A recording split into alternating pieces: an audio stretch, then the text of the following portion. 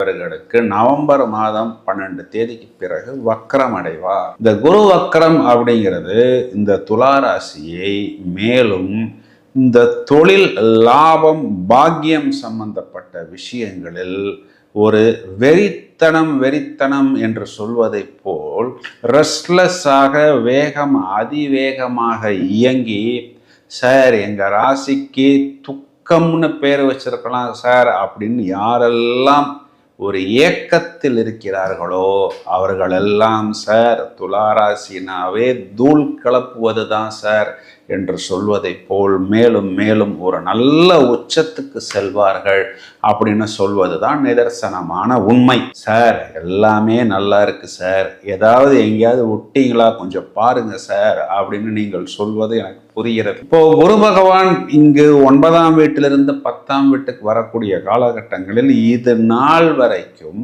குருவின் பார்வை ராகுவின் மேல் வந்து விழுந்தது. இப்பொழுது டிசம்பர் மாதம் 6ஆம் தேதி வரை குருவின் பார்வை ராகுவிற்கு